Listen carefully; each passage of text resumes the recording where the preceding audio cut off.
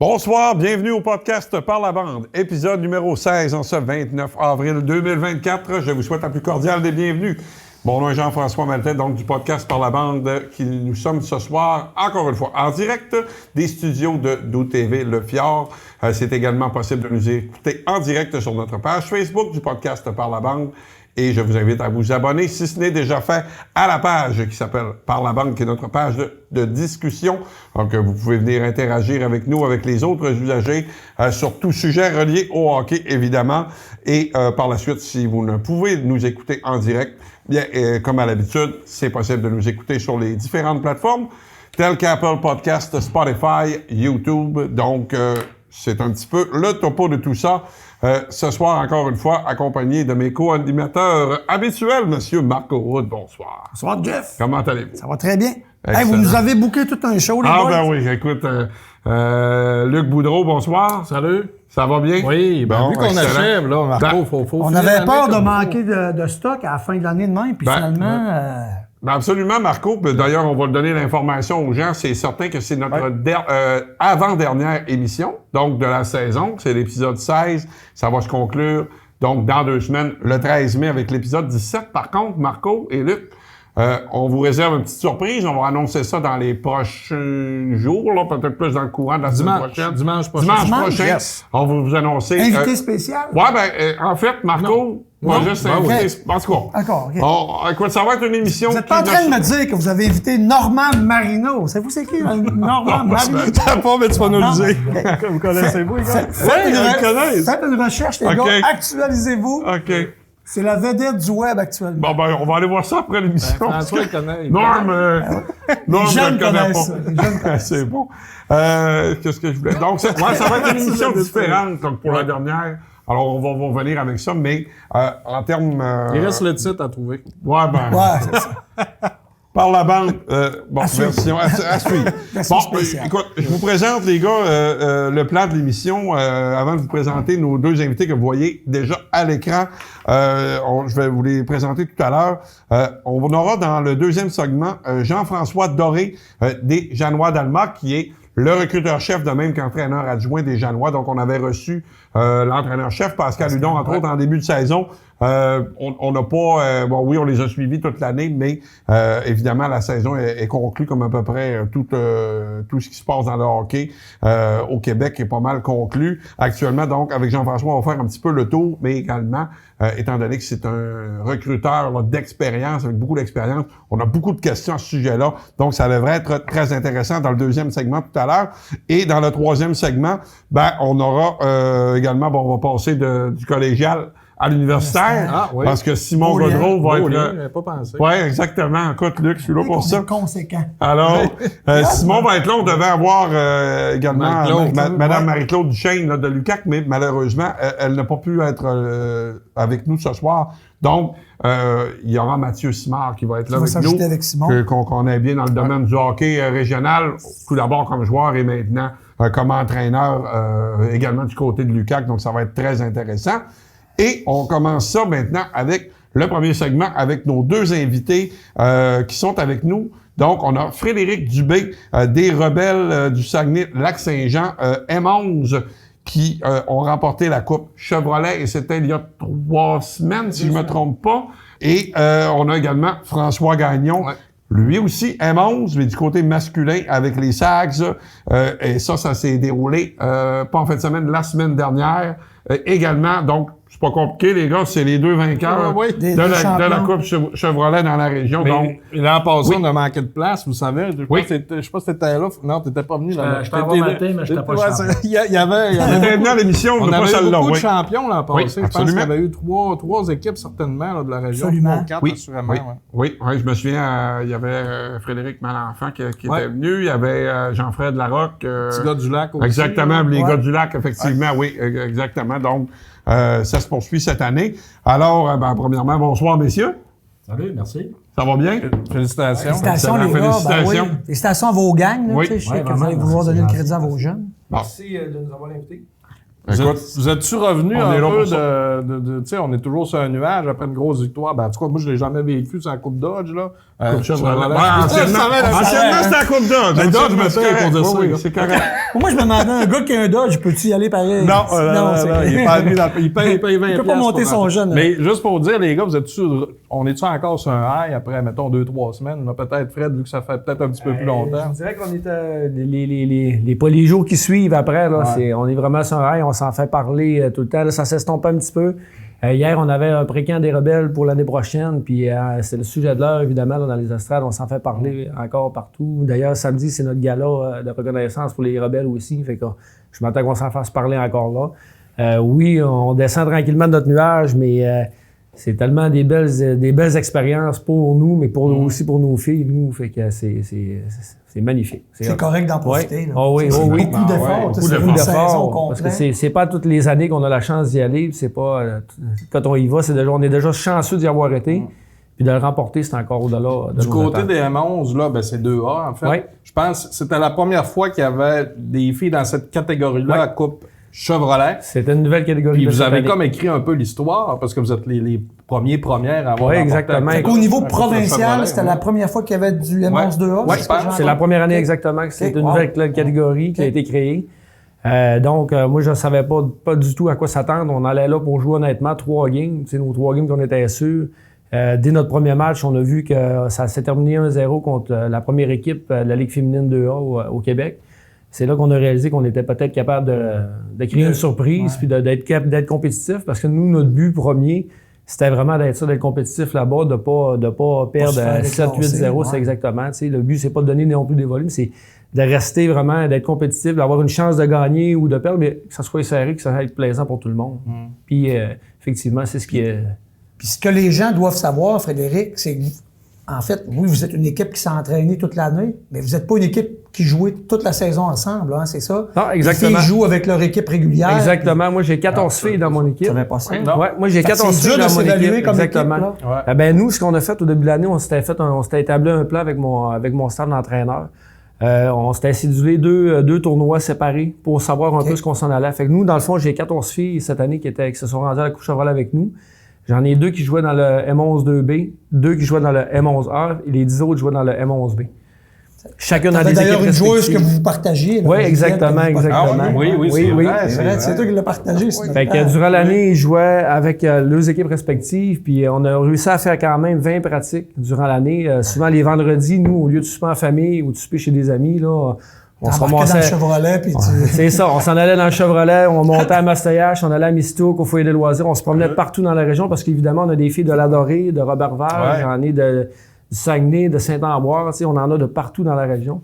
Fait que on s'est promené beaucoup, mais ça a été payant au bout de la ligne. Tu sais, le travail qu'on a vendu à nos filles, à notre équipe, même à nos parents, parce que sans les parents, évidemment, qui sacrifient le vendredi pour venir pratiquer, on serait pas là. J'avais quand même un taux de participation de 75% à parties et matchs. Ouais. On avait 75% de nos filles qui étaient présentes, toujours là, au rendez-vous à chaque fois, à mettre prête à faire l'effort. Fait que oui, c'était pas évident. On s'est servi d'un premier tournoi on a fait le tournoi Chicoutimi dans la classe M11A versus des garçons. Oui. Tu sais, on a réussi à scorer un but. Fait saillant, c'est ma goaleuse qui jouait, qui a scoré notre seul but du tournoi. Ouais, une game. Fait que, tu sais, notre deuxième tournoi, on a fait Saint-Ambroise. Vu qu'il manquait une 2B, il manquait des joueuses, on a réussi à se faire classer dans la classe M11B. On a été beaucoup plus compétitifs. On a eu un beau tournoi. On a joué nos 3 games. On a réussi à aller chercher une victoire.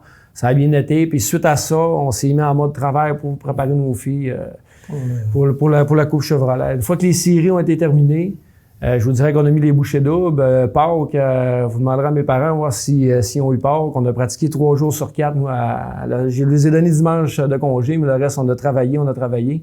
Mais je pense qu'ils ont vu, avec les résultats qu'on a eu à la Coupe Chevrolet, que ça vaut la peine de sacrifier un peu de temps pour se rendre ce qu'on s'est rendu. C'est censé être ça, le sport, les gars. oui. Hein? C'est Tu un- travailles, t'es récompensé, tu sais, pour ces filles-là. C'est comme un de mes entraîneurs dit, le sport, c'est un mode de vie. Absolument. Ah ouais, Quand tu ça. choisis de t'impliquer ou de t'investir dans un sport, si tu veux avoir moindrement un peu de succès, il faut que tu donnes de ton temps. Tu sais, 5 semaines avant qu'on parte à la Coupe Chevrolet, j'avais décelé nos problèmes, c'est qu'on n'avait pas de lancer.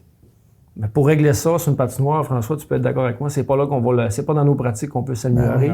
Ben, j'ai décidé de lancer un challenge à mes filles. Puis ils ont tout embarqué. Il fallait qu'ils fassent 500 lancers par semaine, 100 lancers par jour. Différents lancers. J'avais fait des vidéos pour leur montrer quel style de lancer je voulais qu'ils pratiquent, des lancers de base. Puis je vous dis, là, la différence rendue au bout de 5 semaines était remarquable. On a vraiment vu une évolution de chaque fille qui faisait le défi là, comme il faut. Puis même, il y en a qui en faisaient plus par jour. Là. Quand ils l'ont apporté sur la glace, on a vraiment vu une différence. Fait que chaque fille qui a décidé de travailler, à apporter au bout de la ligne, elle a grandi en tant qu'athlète, puis c'était notre but aussi, puis que ça nous a aidé en bout de ligne là, pour notre parcours. Tantôt, on se parlait un petit peu avant l'émission, Frédéric, tu as beaucoup d'expérience quand même comme entraîneur, ça fait plusieurs années. C'est ma 12e année. 12e année, donc autant là chez les filles, ça fait combien? C'est ma première année. Première année avec les filles. Exact. C'est sûr que c'est une approche différente. Oui. Entre les filles et les garçons, je dis pas qu'une est mieux ou l'autre, c'est pas ça, c'est différent. Comment est-ce que ton expérience, toi, d'entraîneur, t'a préparé à ça, puis ça t'a sûrement aidé là, à amener justement ces choses-là, comme tu nous expliques? Oui, ben tu sais, en fait, c'est ma première année d'expérience que je coachais des filles au hockey, mais aussi ma fille a joué au soccer. Idéalement, j'ai coaché aussi au soccer aussi, fait que ça m'a donné l'expérience. Puis, tu sais, je coach plusieurs sports, je coach au baseball aussi, fait que tu sais, plein de choses qui peuvent nous apporter dans tout, peu importe ce qu'on fait, si on fait du travail, qu'on se donne la peine de le faire comme il faut, mais on va avoir des résultats. Fait qu'on l'apporte au hockey, on l'apporte à tous les sports. C'est probablement une bonne chose d'avoir touché à plein de sports, plein de niveaux, catégories d'âge. Je pense que ça t'aide vraiment à... Puis j'ai coaché dans le simple LED, dans le double LED, j'ai fait les catégories. On s'implique un peu à gauche, à droite aussi. Je pense que ça donne une chance, peut-être une corde de plus à notre arc, à mon arc, d'avoir une vision que j'ai, peut-être que les autres n'ont pas, mais comme on disait tantôt, des fois ça paye, des fois ça paye pas. Là, cette année, ça l'a payé. Je suis content parce que des fois, les gangs embarquent, des fois, ils embarquent pas. Quand la gang embarque, puis tout le monde veut ramer ensemble pour aller dans la même direction que nous, ben, c'est le fun. Puis quand ça paye, ben, c'est... Je suis content. J'ai une question là-dessus, moi, Frédéric. Oui. J'ai toujours eu l'impression, peut-être que je me trompe, tu vas me corriger si je me trompe, mais que les filles étaient un peu plus, peut-être, ouvertes à apprendre. J'ai coaché un tournoi avec des filles, moi, dans le temps, avec les forces, là. En fait, les filles voulaient vraiment apprendre, puis, tu sais, quand je sortais le tableau, là, il n'y a pas personne qui parlait. Ils voulaient vraiment apprendre. En fait, tantôt, on en parlait. Un garçon, on va le dire, la rondelle est à tel endroit, va chercher la rondelle. Il se pose pas la question, il est parti, il a pris ses patins, il va chercher la rondelle, puis il y va. Ouais.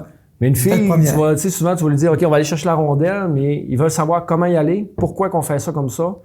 Puis c'est vraiment... ça ouvre déjà la porte. Oui, ça ouvre déjà la porte. De l'enseignement. Quand tu leur expliques, ben, ils sont déjà plus ouvertes à t'écouter pour savoir comment le faire, pour bien le faire du premier coup. Tu sais, un garçon, c'est pas grave, eux, ils vont partir, puis s'ils réussissent pas du premier coup, c'est pas grave, ils vont y aller, à force d'y aller, ils vont finir par le comprendre, puis maintenant, ils vont finir par t'écouter parce qu'ils sont pas capables. Mais la fille, ils veulent savoir déjà en partant qu'est-ce qu'il faut faire pour bien réussir. C'est exactement. Tu sais, il va-tu en angle, pourquoi, faut-tu que je me lève la tête, si tu les expliques ça, mais ça va rentrer tranquillement plus vite, j'ai l'impression, vers les filles.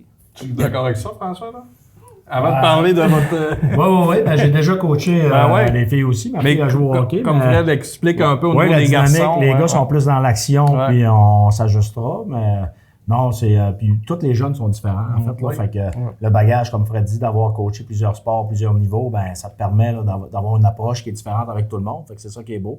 C'est ça qui est le fun aussi. On ne veut pas coacher tous le même joueur. On s'amuse avec chaque profil. Puis c'est ça, l'expérience de coach est fun pour ça aussi. De voir tout le monde s'améliorer là-dedans. Dans leurs forces, là, chacun a ses forces, puis de les faire progresser là-dedans, c'est ça qui est le fun. Y avait-tu d'autres trophées dans ta collection, Frédéric, ou bien c'est le premier? Ben c'est le plus gros, là, je comprends, là, c'est la Coupe Stanley. C'est mon plus beau. On a déjà gagné des séries, mais ça, c'est le plus beau. Là. Comme entraîneur, c'est comme une réussite, là, un accomplissement de toutes ces années-là, c'est une fierté. Mais en même temps, pour moi, c'était comme un à côté. Moi, ce que je regarde tout le temps, c'est mes filles, comme François parle, les progressions. J'en ai-tu juste 6? Non, j'en ai 14 qui ont parti de là. Puis il y en a qui ont parti de là, mais l'important, c'est que s'il y a juste les 6 meilleurs qui s'améliorent, mais les 6... Tout le monde qui ont vraiment progressé, là, un grand pas de géant cette année. Puis je suis vraiment fier de ça. C'est de ça qui est... Si une chose qu'ils peuvent retenir, c'est que s'ils continuent de travailler comme ça dans le futur, dans peu importe ce qu'ils vont faire le sport, mais ça va les aider à grandir et être encore de meilleurs athlètes et de meilleures personnes. Et les gars, on se le cachera pas, là, tout ce qui se passe présentement pour le hockey féminin, c'est incroyable. Plein ça que j'allais tant dans la région que puis même c'est bon. Les filles en parlaient-tu? cet engouement-là pour le hockey féminin, les pros. Ben, c'est sûr, ben oui. Puis tu sais, là-bas, ce qui était plus drôle là-bas, c'est que notre président d'honneur, nous, c'était Kim Saint-Pierre. Okay. Quand on a dit aux filles, Kim Saint-Pierre est là, on va aller jaser un peu, on va aller prendre une photo avec, c'est sûr qu'il y avait le nom, il y avait le... idole, ouais. Ils savaient pas c'était qui, évidemment, ben non, parce que Kim oui, Saint-Pierre, c'est de notre génération. Plus vieille, Elle est plus vieille, je pense qu'elle a 44 ans, fait que ça fait partie de notre bagage, mais...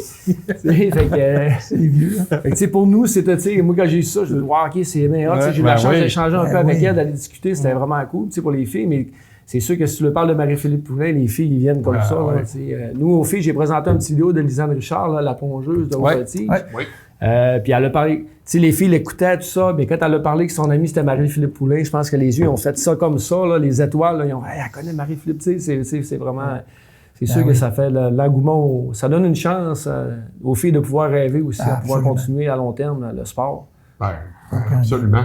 François, toi, de ton côté, du côté Amonds, du côté masculin, c'est un petit peu plus, je dirais, la formule standard, c'est-à-dire que c'est ton équipe là, depuis le début de l'année. Comment ça s'est passé, votre saison? Je pense qu'on se parlait tantôt. Dès le début, là, je pense que tu avais une équipe là, qui était quand même dédiée. Oui, la chimie a pris tout de suite. Là, les petits gars ont eu du plaisir ensemble en décollant. Puis ont du plaisir dans l'approche que j'avais de les faire travailler. L'effort, le plaisir égale l'effort, puis les deux vont ensemble. Là, tu sais, c'est vraiment ça. Les gars sont embarqués là-dedans, les gars et les filles, en fait.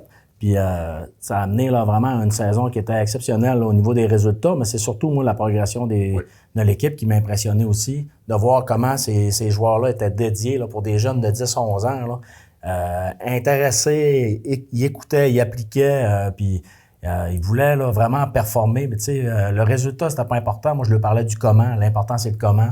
Puis, tu sais, ils ont vraiment embarqué dans... Ça marche pour vrai, ça, François? On l'entend beaucoup. On l'entend beaucoup, hein. C'est ça que le fun. Quand nous autres, on coachait, pas ça. Ben, tu sais, arrête de poser des questions, puis faut le check. C'est une belle clientèle. Tu sais, les jeunes, tu sais, c'est des éponges encore. Ils veulent apprendre. Fait qu'on fait un petit show avec ça, un spectacle. On s'amuse, les coachs, puis les jeunes ont embarqué là-dedans, puis les parents, tout ça. Fait que c'est ce qui a créé une dynamique comme ça qui nous a permis d'avoir une saison là, qui est vraiment extraordinaire au niveau des résultats, mais surtout extraordinaire au niveau là, de toute l'ambiance du hockey puis tout ce qui va autour. Y a-tu de l'adversité plus en Coupe Chevrolet? Tu sais, ça a-tu des moments... C'est même dans votre saison, François, là, tu sais, ça ressemblait à quoi? Tu sais? C'était-tu un walk in the park tout le long? Non, pas du tout. La Ligue était quand même très bien équilibrée, des grosses équipes, des bons joueurs dans toute la Ligue. Là, fait que c'était super le fun. Là. Puis c'est ce qui m'a impressionné le plus chez mes jeunes cette année, c'est que quand il y a eu des gros matchs, à part le tournoi à Chicoutimi qu'on a échappé malheureusement, mais les joueurs ont répondu. Ils ont pris là-dedans. Effectivement, ça a été payant là, un petit pas de recul pour mieux avancer après. Non, vraiment, là, les jeunes ont été... je vais utiliser le mot clutch, là, ont répondu sous la pression. Le désir de vaincre puis la chimie ensemble, en fait, que ils ont progressé là-dedans. Puis vraiment, là, c'était beau de voir les sauts. Ça ressemble à quoi, là, votre tournoi au provincial? Oui, le calibre, on le voit pas, là. La différence entre le calibre, ça-tu été une walk in the park? Non. Il a fallu travailler. Les équipes étaient bonnes, mais encore une fois, les joueurs ont été vraiment clutch. Nos joueurs étaient prêts. Ils sont allés là dans le but de performer, dans le fond, de s'amuser, mais c'était des petits professionnels. Là. Les parents aimaient bien ça. Là. Je faisais mon show avec le couvre-feu, puis pas de piscine. Je faisais mon show. Non, mais tu sais, c'est les parents qui font le rendu. Genre mes enfants, non, je fais des farces, mais les jeunes ont vraiment embarqué. Ils ont été, il y avait un objectif, ils ont travaillé ensemble pour l'atteindre, puis c'est vraiment beau.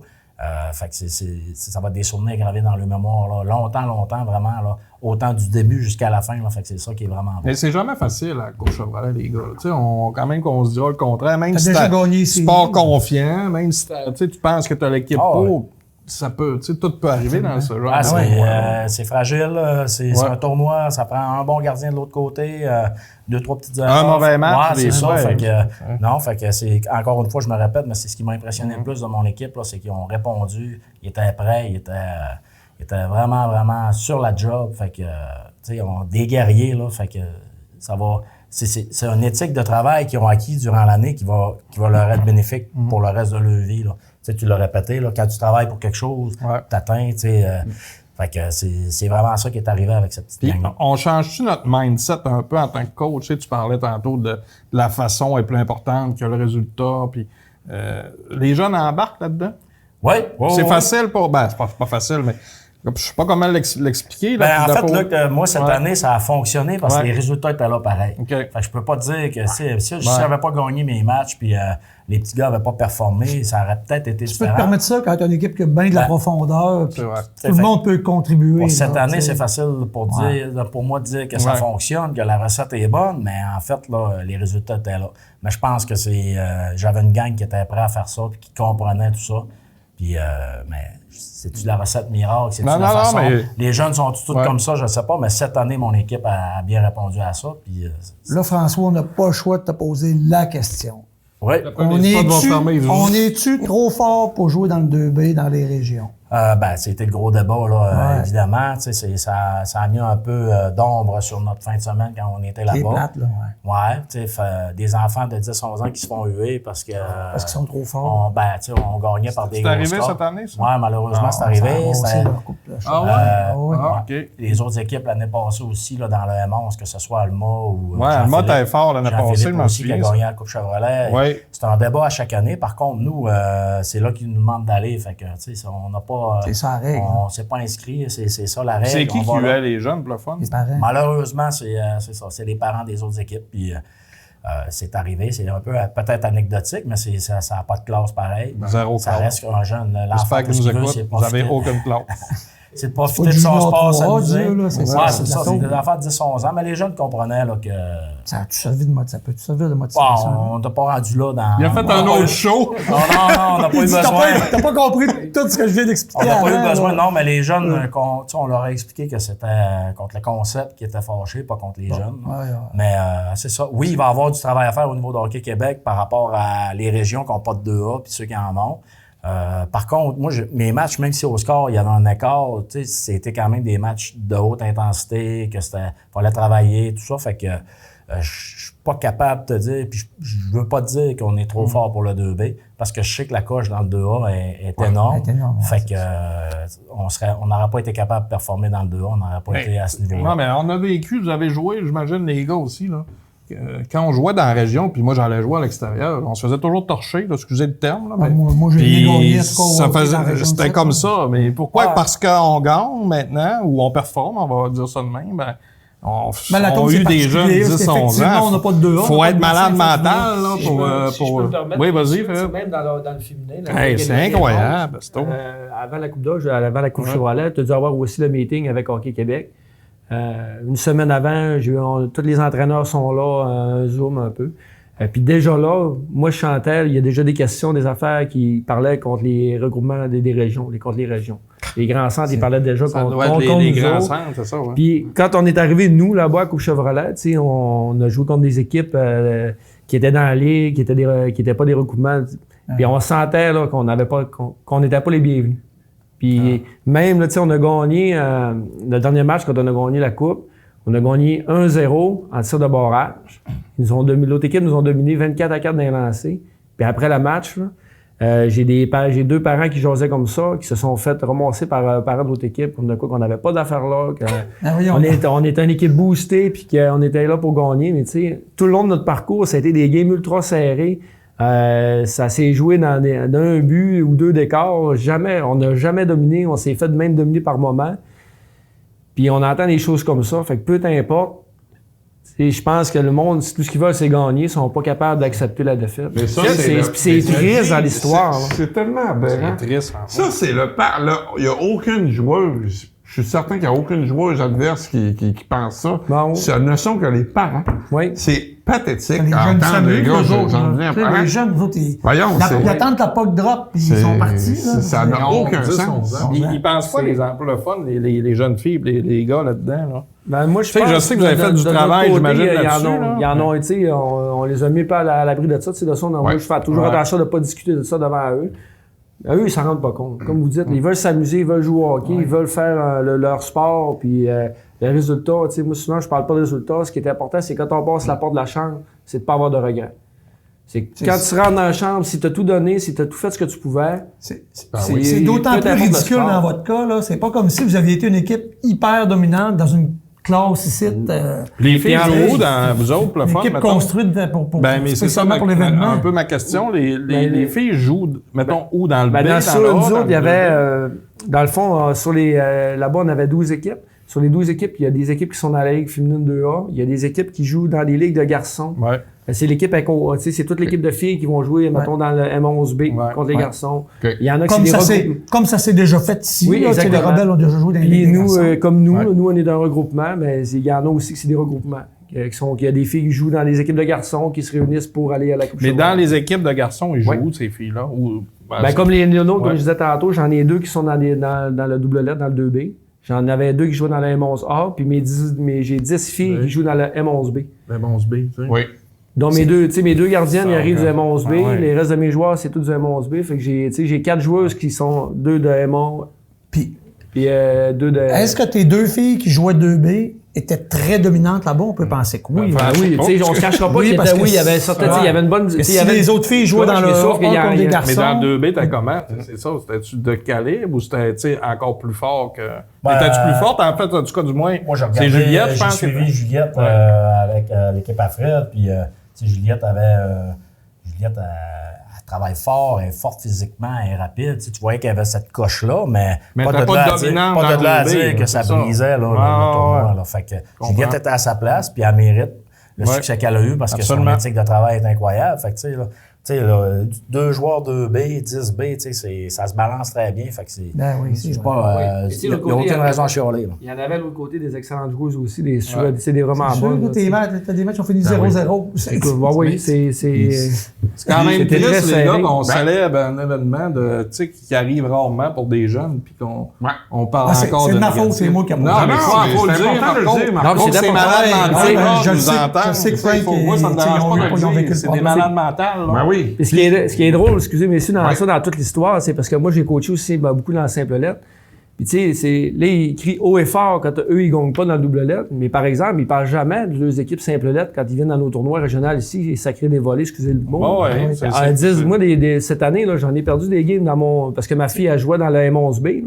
Contre des équipes des grands centres, là, venir perdre 11-0 puis 11-1, puis ça tape encore des mains à 11 buts. C'est le problème dans le B d'ailleurs, parce que dans les grands centres, il y a du C. Oui, exactement. Les joueurs plus faibles sont dans le C. Mais ça, on quand tu arrives dans le B, ben là, c'est impossible qu'on rivalise contre eux autres. Et vous retenez quoi? Tout ça, tu sais, on enlève négativement, tu sais, les joueuses, les joueurs, vous autres, les gars, c'est quoi qu'on... L'expérience d'une Coupe Chevrolet... Parce que ça arrive pas souvent, on s'entend. C'est des souvenirs gravés pour toujours dans leur mémoire. Tu sais, l'organisation, on a déjà participé ensemble à une gestion d'un tournoi comme ça ici au Saguenay. Tu sais, là-bas, c'était sur la coche professionnelle. La Mauricie nous ont reçus là, A1. Fait que, tu sais, là, les souvenirs, c'est merveilleux. C'est juste un petit nuage là, sur une participation qui est un problème d'adulte que les jeunes voient un peu. C'est ça, c'est une discussion qui existe depuis plusieurs années. Il y a plein de solutions possibles qui pourraient être quand même assez simples à faire. Fait que, mais à partir de là, nous, on a vraiment eu du fun. C'était super bien organisé, un beau tournoi. On a affronté l'équipe de Matane en finale qui était un match super, une équipe qui était vraiment forte. Fait que il y a une autre région. Ben oui. Une autre région. Ils sont trop fortes, les régions. Mais c'est ça. C'était un match parfait. C'était super le fun. Fait que, tu sais, de mon côté, là, tu sais, c'est un faible pourcentage de négatifs qu'on parle, là, mais le reste, c'est vraiment un souvenir solide. Oui, puis moi, ce que je retiens de ça, c'est de voir mes filles, tu sais, de tous les sacrifices qu'ils ont fait durant l'hiver, tu sais, souvent, là, quand on faisait nos tournois régionaux, les filles faisaient le tournoi aussi avec les équipes de garçons. Fait que, tu sais, ils ont fait des sacrifices des fins de semaine à jouer 10 games parce que là, ils jouaient avec les équipes, ils jouaient avec nous autres. Fait que, tu sais, ils en ont fait des sacrifices durant l'année. Fait de voir de où ils sont partis, puis de voir la fierté dans leurs yeux. Écoute, on était tellement fiers que quand on a su qu'on gagnait en fusillade, mais je pense que les 3 coachs, on s'est serrés dans les bras et on pleurait comme des bébés. Là, les émotions étaient tombées. On a la fierté de les voir, le sourire et les étoiles qu'il y avait dans les yeux. C'est pour ça, là, on parlait tantôt le trophée, oui, mais ça, c'est notre paye. Pour moi, là, c'est ma paye de voir ça, la fierté de ce qu'ils ont fait, puis qu'ils réalisent ce qu'ils viennent de vivre. Et je poursuis ce que tu dis, Frédéric, parce que quand on a préparé pas l'émission, la dernière qu'on a fait, l'autre d'avant, excuse-moi, quand on a parlé des Rebelles, mais des autres équipes des Rebelles, c'était le fun parce que tout le monde va bien performer. Puis la coupe, c'est le fun. Puis ce que vous dites, c'est un moment inoubliable. Mais tu sais, on veut pas mettre juste l'accent là-dessus. Je pense que pour toutes les filles, puis je suis certain que ça a été un trip là, pour vous autres, pour toute la gang des Rebelles qui sont allés là. Puis je félicite les autres coaching staff, que ce soit Marc Girard, que ce soit Mathieu Chamberlain, toute la gang, et les joueuses, les parents de toute votre gang, parce que on a une bonne organisation au Saguenay pour les Rebelles, puis c'est le fun, puis je suis content que ça ait bien été. C'est plaisant, puis c'est le fun que l'organisation, tu sais, que l'équipe revienne avec ça. Je pense que ce que ça peut faire pour nous, c'est d'attirer des nouvelles joueuses ils étaient comme hésitantes, que là, ils vont peut-être, OK, on peut y aller, ça va peut-être ouvrir des portes à certaines qui étaient réticentes à venir un peu. Oui, puis ça donne de la motivation, toi, en ayant les plus jeunes, de poursuivre également, je pense. Oui, en plus, le noyau qu'ils ont gagné présentement, c'est sur 14, j'en ai 11 qui montent M13 l'année prochaine. Fait que ce noyau-là vont suivre d'année en année. C'est un gros noyau quand même. Ça va être plaisant. Ma fille, elle fait partie de ce noyau-là. Fait que l'année prochaine, si j'ai l'occasion de recoacher encore dans les Rebelles, mais je vais avoir un beau noyau à s'occuper. Je vois pas quel meilleur candidat qui pourrait avoir. Juste François qui prend sa retraite avant gagné. On va aller chercher comme consultant. Là, je l'entends parler, mais je suis pas mal sûr qu'il va coacher encore. On voit que tu es un vrai passionné. Puis toi, François, du côté de maintenant que la saison est terminée, les plans, quand tu me disais, toi... ton fils aussi va monter, là. Oui, c'est ça. Dans le fond, la plupart montent dans le POI M13. Il y a le camp du 3 qui débute cette semaine, là. Fait que plusieurs joueurs vont tenter leur chance là. Puis on va suivre la progression. Tu sais, coacher des jeunes comme ça, on aime ça les suivre après, là. Fait que même les petits gars que je coacherai plus l'année prochaine, on va aller les voir, on va les encourager. Moi, je me tiens là pas mal. Fait qu'on a créé des belles amitiés avec les parents, de voir évoluer les jeunes encore. Ça fait qu'on va suivre ça, ça va être super le fun. Puis on a je veux terminer là-dessus, si tu me permets, des commentaires qui nous félicitent, les gars. Marilyn qui nous dit on est hot, j'imagine qu'elle parle de vous autres, là. Elle parle sûrement pas de nous autres. Non? Je sais pas, il n'y a pas de nom. Après ça, il y a Caroline qui nous dit qui vous dit chapeau aux parents qui voyagent, les filles, effectivement. Oui. Fred, c'est un passionné de hockey. Les jeunes sont tellement chanceuses qu'ils soient autant impliqués. Bon, c'est des beaux mots, ça. Puis les filles ça joue beaucoup en équipe aussi, pas de compétition. Fait que ça, c'est peut-être une différence. Ça dépend comment tu l'amènes, François, aussi. Ça prend du doigté. Pour terminer, Coupe Chevrolet, on l'avait annoncé là, en primaire. Oui, c'est important de le répéter, par exemple. Je pense même. Faut pas oublier que l'année prochaine... Je me souviens que ça fait longtemps qu'on le sait. C'est ici, mais je t'espère de faire partie de l'organisation, mais maintenant que j'ai traité des parents de malades mentales, je sais pas s'ils vont me prendre. C'est pas nos parents à nous, c'est les parents de... À suivre. OK, mais c'est l'organisation. Avais-tu accepté, finalement? C'est volet féminin qu'on reçoit. Oui, l'an prochain. Pour 2 ans, je pense. Non, c'est un an. Oui, c'est n'importe quoi. C'est peut-être l'autre année, on va avoir les gars. OK. Mais je pense pas, on vient de les avoir. Excellent. Sur 8 ans, quelque chose de même. Bon, super. Hey, félicitations. Oui, bravo les gars. Donc, profitez de répit que vous avez, même si les camps sont déjà commencés. On est déjà actifs dans le baseball. C'est ça, là. Ça tombe à une fin de semaine off, c'est assez. En plus. Sérieux, félicitations. Ouais. Merci, les gars. Alors, François Gagnon, Frédéric Dubé, donc, les gars, merci beaucoup. Bravo pour votre saison. Bravo à tous vos joueurs et joueuses. Puis, on s'en reparle assurément l'année prochaine. De notre côté, on va aller à la pause, de retour dans quelques instants au podcast Par la Banque. Best Buy est la destination ultime pour l'électronique, les électroménagers et les ordinateurs dernier cri. Découvrez les meilleures marques, les dernières innovations et les offres exclusives en magasin et en ligne. Best Buy Chicoutimi. Nous TV, une tribune qui vous ressemble et vous rassemble. Du contenu exclusif produit par et pour les gens de chez nous.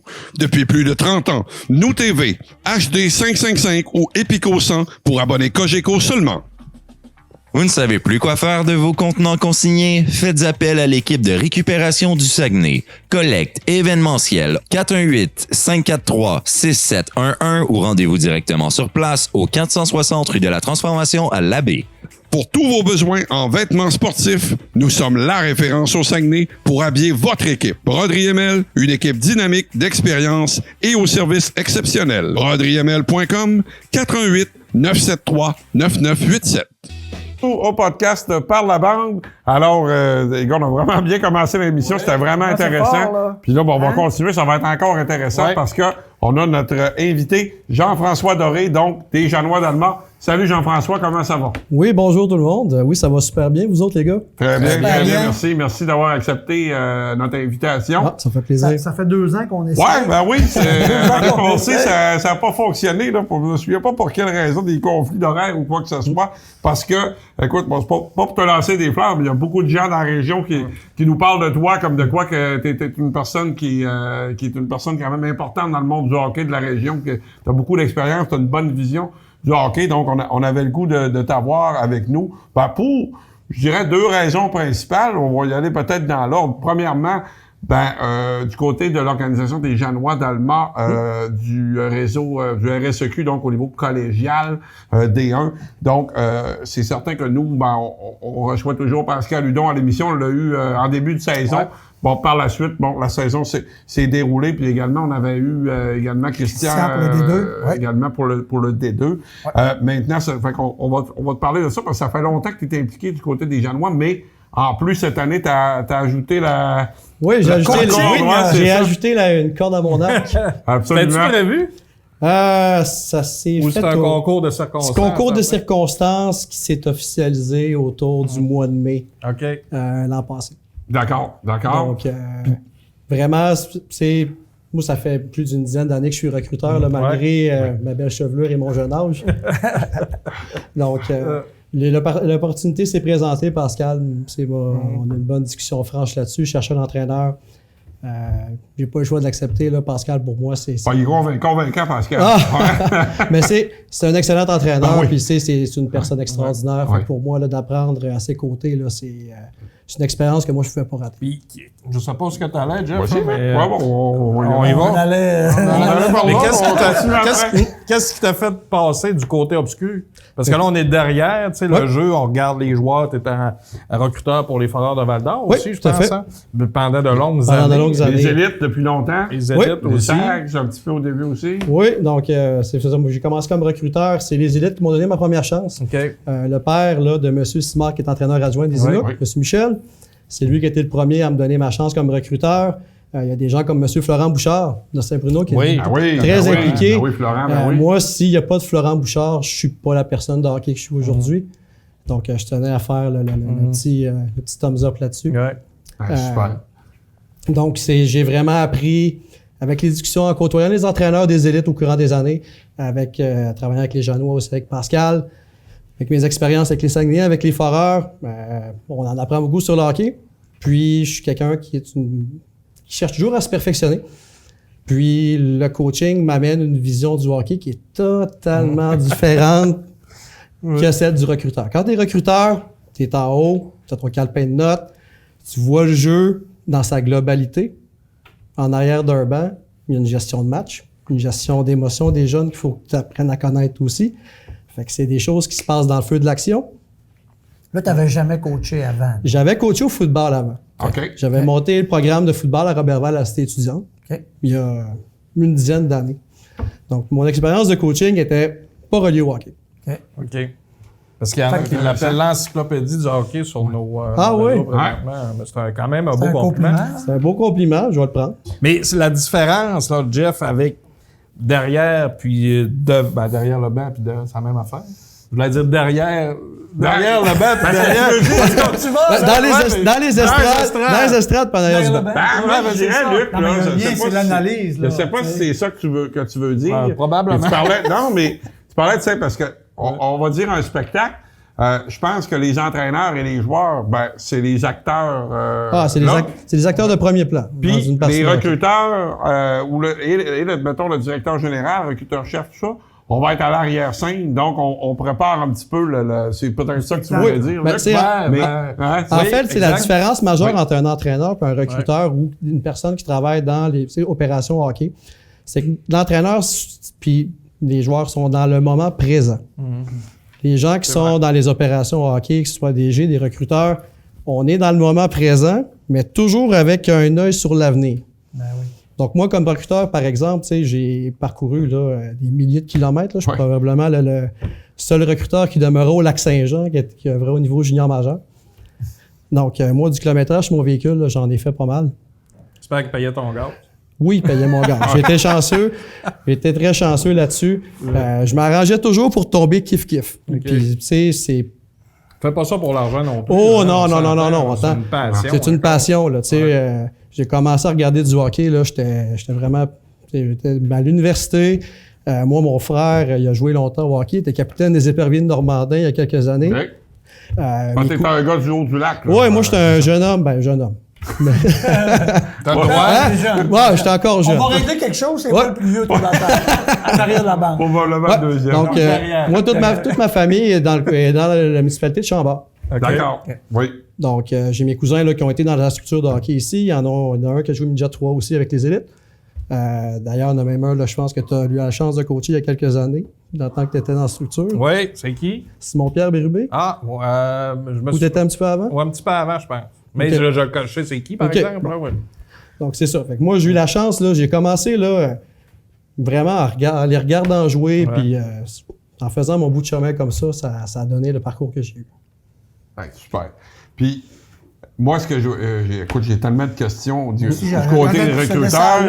Mais on va commencer. Recruteur, en plus. Ouais, ça me parle beaucoup. En plus, je savais pas que Jeff venait du domaine du football, parce que moi, je suis un grand amateur de football. Les gens peuvent m'entendre à chaque semaine avec des chroniques ou quoi que ce soit. Puis, moi, ce que je trouve intéressant dans ce que tu nous dis, donc, le fait d'œuvrer dans d'autres sports, ça aide énormément. Ce que les gens ne savent pas, que je coach... Tantôt, j'entendais les gars qui sont impliqués dans le baseball aussi. Oui.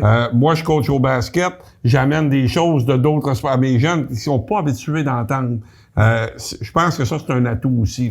Oui, mais tu sais, le background de coaching que j'ai au football, mais ça veut pas dans le monde du hockey, ça m'a aidé parce que c'est tout ce qui est côté sentiment d'appartenance, quand c'est temps de monter un groupe. Au football, c'est très c'est ancré. Moi, je coach avec les Janois, mais j'ai été joueur de football pour les Janois du Collège d'Allemand dans les très bonnes années. 2-3 ans. Ah oui. Il y a 2-3 ans, dans les très bonnes années. Fait que c'est une façon de voir les choses. Puis, pour moi, qu'est-ce qu'on peut amener dans l'aspect du coaching? Quand on parle à plusieurs personnes qui ont ils ont des expériences, ils ont du vécu, tu prends qu'est-ce qui est bon, tu prends qu'est-ce qui est mauvais, puis ça fait de toi une meilleure personne, ça fait de toi un meilleur coach, puis c'est comme ça que tu peux graviter, puis que tu peux apprendre puis apporter ce qui est positif à tes jeunes. Il y a peut-être le côté, tu sais, le lien que vous faites avec le football, les gars, il est intéressant, parce que peut-être un côté analytique. Ouais. En tout cas, tu sais, moi, j'ai pas cet esprit-là tellement d'analyse. T'aimes pas ça, le football? J'aime pas tant le football. Tu sais, quand je m'assieds en avant de la TV avec mon sac de chips, là, c'est pas pour tant analyser, tu sais, tous les scénarios possibles. Tu sais, il y a peut-être un lien à faire avec l'esprit d'analyse. Oui, mais tout à fait, parce qu'au football, tu sais, il y a un cahier de jeu qu'il faut que tu apprennes par cœur. J'ai cru comprendre ça. Oui. Il y a un cahier de jeu qu'il faut que tu apprennes par cœur. Puis, tu sais, moi, dans le rôle que j'avais dans une équipe de football, il fallait que je protège mon corps arrière. Je n'avais pas le corps arrière, je n'avais pas le talent pour ça, ni la mobilité, mais j'étais capable de le protéger. Donc, tu sais, s'il y a tout ce qui est justement les notions d'esprit d'équipe, les notions de dépassement de soi, de penser à autrui, c'est toutes des valeurs que dans le hockey, quand on veut, justement, dans l'aspect collectif de la chose, pour gagner des matchs de hockey, c'est ultra important. C'est quelque chose qui est peut-être plus difficile à vendre aux joueurs de hockey. Hein? Tu sais, je sais pas, là, étant tout jeune, là, ils veulent marquer des buts, tu sais, ils veulent scorer le gros but, alors qu'au football, tu comprends très rapidement mais ça se pourrait être que pour que ton équipe gagne, il faut que tu fasses ton bloc. C'est ça, je partais pour dire. Ça se peut-tu que je connais rien au football, ben aussi, les gars, là. Mais ça se peut-tu que les rôles sont plus importants, chacun des rôles est plus important au football? Il peut être plus critique quand, mettons que tu manques t'es en 1 contre 1 tu perds ta bataille, de manquer ton bloc. Il y a une valorisation des rôles, exemple, au football, qui est différente qu'au hockey, c'est dans le hockey mineur. Ouais. Nous, exemple, au niveau collégial, moi, je vous dirais, là, tous les joueurs sont vraiment importants. On les traite de la même façon. Puis le succès de l'équipe des Janois, autant en D1 qu'en D2, ça passe par tous les individus, ça passe par tous les entraîneurs, ça passe par... C'est ce qui est important, puis c'est ce qui fait la force d'un programme. On dit, Jeff, que t'es... Non, c'est un commentaire. Pas lui, pas toi, non, Jeff, qui était un excellent défenseur au deck hockey. Oui, ben... En parlant sûr! Ben, j'imagine que cette personne-là m'a vu dans un dernier match où j'ai très bien figuré. Mais c'est comme évaluateur de talent, j'ai quand même un certain background là-dedans. Je dirais que je suis un joueur bien moyen. Hey, là, tu parlais des Janois, Jean-François. Je voudrais qu'on parle avant. Après ça, on va axer sur le métier de recruteur, un petit peu de dépistage. Comment ça s'est passé, la saison que vous avez suivie? Je pense que ça a bien été, puis l'organisation est solide. Qu'est-ce que tu peux nous dire là, par rapport à la saison des Janois? Comment ça s'est déroulé cette année? C'est une saison, en fait, qui pourrait se résumer en un mot, c'est progression. Donc, autant les joueurs que le coaching staff. Oui. Donc, autant moi avec William Hudon, qui est le fils de Pascal, qui a été notre entraîneur adjoint aussi. C'était le bon temps pour c'était un très bon. rentrer un nouveau staff. En plus, je pense qu'il y avait beaucoup de jeunes. Oui, il y avait beaucoup de changements. Oui, on avait plusieurs jeunes de première année. Au niveau collégial, souvent les équipes sont formées sur des cycles de 3 ans. Oui. Donc, on était une des plus jeunes équipes du circuit. On a été en saison régulière. On a toujours figuré dans la première moitié du haut de classement, ce qui est très, très bien. On a gagné notre première ronde contre les Dynamiques du Cégep de Sainte-Foy. Dans des matchs serrés, on a vécu de l'adversité. On a clutché quand c'était le temps. Ouais. Puis, on est arrivé en deuxième ronde. On a affronté l'équipe qui est une finaliste d'ailleurs, les Rebelles du Cégep de Sorel-Tracy. Eux, il y avait 15 joueurs de troisième année. C'est une équipe qui est montée plus aguerrie. Ouais. Quand tu vois une défensive avec 5 joueurs de 19 ans, un défenseur de 20 ans, 4 défenseurs de 19 ans, puis que dans ton équipe, tu as 4 finissants, la disparité est présente. Puis faire un lien avec vraiment entre le recrutement puis le coaching. Quand tu es recruteur, tu es toujours porté à voir qu'est-ce qui va se passer dans l'avenir. Oui. Tu sous-estimes un peu les joueurs qui sont là depuis 2-3 ans. Tu te dis, il est là, nécessairement, il va toujours être le même style de joueur. Mais tout l'aspect force physique, compréhension de la game, gestion des émotions. Dans le développement. Le développement, plus vite. Tout à fait. Dans ce groupe d'âge-là. Dans ce groupe d'âge-là, c'est l'acclimatation au circuit. Ils sont habitués de voyager, faire comme nous, là. Ça, c'est quelque chose que j'ai appris aussi. Voyagement en autobus, partir les fins de semaine, tu pars le samedi matin, tu reviens tard le dimanche. Ouais. Nos jeunes, ils ont de l'école le lundi matin. Le coaching staff travaille aussi le lundi matin. Ben, c'est une gestion d'énergie qu'il faut que tu apprennes à acquérir tout au long de la saison. Fait que plus tu es vieux, plus tu sais comment gérer ça. Oui. T'arrives chez vous le dimanche, il n'y a rien de fait chez vous. Non, c'est comme la ça. Vie du coaching. Oui, c'est ça, la vie du coaching. Exactement. Sinon, ça s'appelle la retraite. Oui, c'est ça. Tu suggérais de quoi à Jeff, là? Non. Je parlais de moi, je parlais de mon bagage à moi. OK, ouais, c'est ça. Bon, écoute, Jean-François, maintenant, on va parler du côté recruteur. Justement, bon, tu nous dis que tu as commencé du côté des élites. Ça fait quoi, une dizaine d'années, en fait, que j'ai commencé dans ce milieu-là. Puis, écoute, là, tu as fait différents niveaux, que ce soit au niveau midget, anciennement, on appelait ça midget 3A, M18 3A. Maintenant, le collégial est aussi du côté junior majeur. Là, il y a des différences aussi, là. Parce que quand on va chercher du côté faire du recrutement pour une équipe M18, là, tu l'as dit tantôt, là, ça devient très difficile parce que tu regardes des joueurs qui, souvent, ne sont pas développés physiquement au même niveau. Il faut faire une espèce de projection. C'est quoi les défis là quand on est dans des niveaux comme ça? Là? Dans des niveaux comme ça, la meilleure façon de décrire un bon recruteur, c'est celui qui va être à la requête de plus d'informations pertinentes. Que ce soit au niveau du jeune, que ce soit au niveau de son attitude, que ce soit au niveau de... L'entourage, de la famille, on le regarde-tu, ça? Oui. Le ça size de la famille. Tu sais, ça fait... Non, mais tu sais, il est-tu encadré, je sais pas? Ça fait partie, exemple, au niveau de l'attitude pour moi. Okay. C'est un jeune qui est réceptif. Ouais. Exemple, pour emmener un jeune de l'extérieur de la région pour évaluer M18 3A, exemple, avec les élites. Oui. Ça prend un jeune qui, mentalement, est fort. Parce qu'il est détaché de sa famille en bas âge, que ce soit à 15 ou à 16 ans. Il faut qu'il soit assez autonome. Oui, il va vivre dans une famille de pension, mais il y a un détachement familial, il faut qu'il soit prêt à ça. Ah oui. Puis, tu sais, à cet âge-là, tu sais, moi, je me mets à 16 ans, là. Moi, j'étais encore quasiment, tu sais, dans la jupe de ma mère, là. Tu sais, où, OK, là, il faut que tu fasses ton lavage.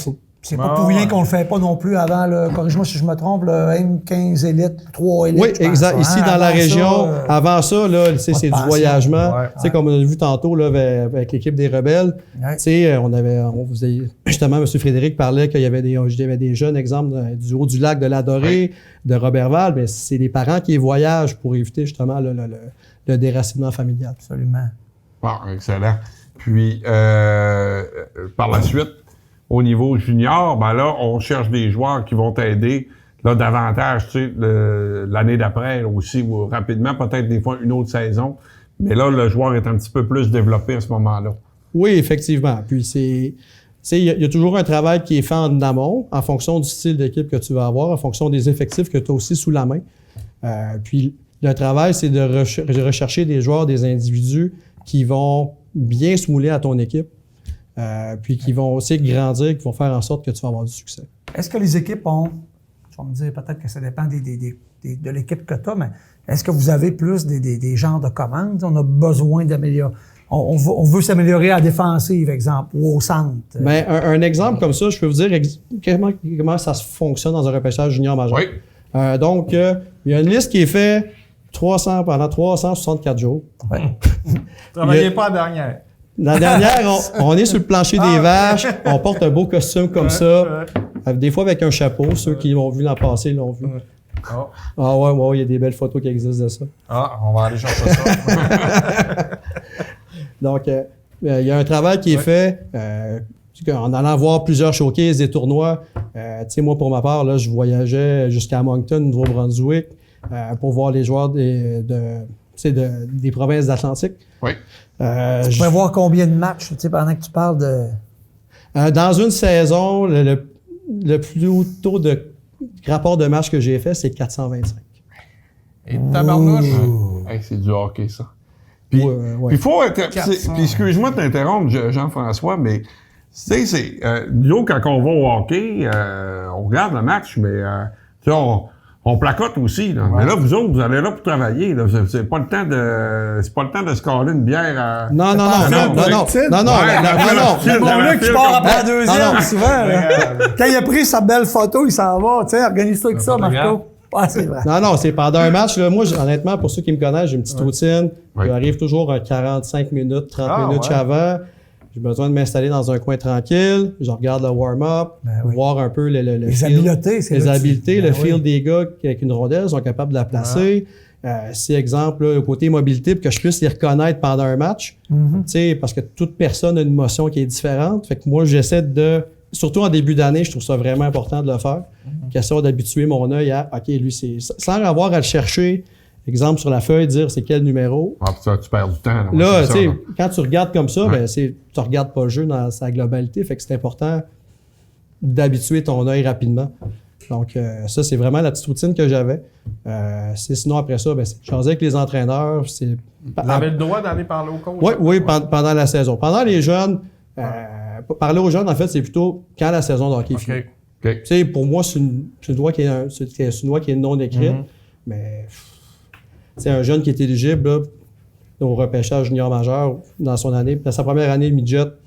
Il y a beaucoup à gérer. Il y a un repêchage, une première saison. Pour moi, ce serait un manque de respect de le contacter. Puis c'est aussi un travail de plus pour l'entraîneur. Si jamais un autre recruteur va lui parler, de gérer son stress, de gérer ça peut même avoir des résultats sur ses résultats scolaires aussi. C'est des choses comme ça que fais bien attention. Mais là, Jean-François, je veux te demander, quand tu m'expliquais que tu arrivais au match, et là, quand le match commence, moi, ce que je me demande, c'est, tu peux pas tout regarder, mettons, il y a 40 joueurs là, qui jouent, là. Tu regardes pas 40, là, c'est impossible. Est-ce que, déjà, tu pars un petit peu, bon, aujourd'hui, je me concentre sur tel joueur, exemple, et oui, indépendamment, il y en a qui peuvent te tomber dans l'œil aussi, ou encore... Tu sépares peut-être ta saison de dire, bon, j'arrive au début, je vais plus global, puis après ça, les joueurs qui m'intéressent, j'y vais plus spécifique? C'est vraiment comme ça. Moi, en début d'année, je pars vraiment avec une page blanche. OK. Donc, tu sais, oui, je sais où la majorité des joueurs proviennent, ou ce qu'ils ont joué dans les 2-3 dernières années auparavant. dans le M15 ou dans les réseaux scolaires. Une fois que je les vois sur la glace, je note personnellement c'est les bons éléments de leur game. Si exemple, il y a un joueur, par exemple, si tu sais que tu le vois aller après 2 chiffres, là, tu sais que ce jeune-là va probablement jouer au junior majeur. Mettons, il y a un Sidney Crosby qui arriverait. Là, lui, tout le monde l'a vu. Lui, tu l'as pas vu, t'es mieux d'arrêter de se compter. Un hockeyeur comme ça, tu le sais, tu le vois. Mais c'est important, dans ton année, de garder un tracking. De garder un tracking, faire un suivi des notes que tu as prises dans l'année. Arrivais-tu à noter tous les jeunes de la liste? En fait, dans une saison midget 3, par exemple, j'avais des notes sur tous les joueurs. Puis, est-ce que... Je sais pas, non, c'est correct. Non, mais je me demandais, est-ce qu'avec l'arrivée, tu sais, des vidéos, parce que maintenant, on a accès à tout, on dirait que je vois de moins en moins de recruteurs au match. Quand je vois aux Saguenayens ou aux élites, là, c'est pas si c'est un addon, ben c'est... Il y a quelque chose qui peut facilement l'expliquer, c'est le voyagement. Ouais. Tu sais, exemple, moi, quand j'ai commencé, il y avait peut-être 2-3 recruteurs par match à Jonquière pour les M18-3A. Cette année, s'il y en avait un, c'était beau. Exact, ouais. C'est sûr que maintenant, avec l'avenue de logiciels comme TPE, comme SportsLogic, que les équipes juniors majeures utilisent, sont en mesure de voir les joueurs, même de les isoler.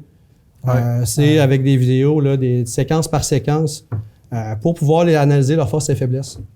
Donc ça, c'est l'avenue de la technologie facilite de beaucoup le travail des recruteurs. Puis en même temps, pour un entraîneur, même nous, au niveau collégial, on a accès à ces logiciels-là. C'est exemple, moi, je vois un joueur, moi, je l'aime bien, j'en parle à Pascal, il pourrait être bon pour notre équipe D1.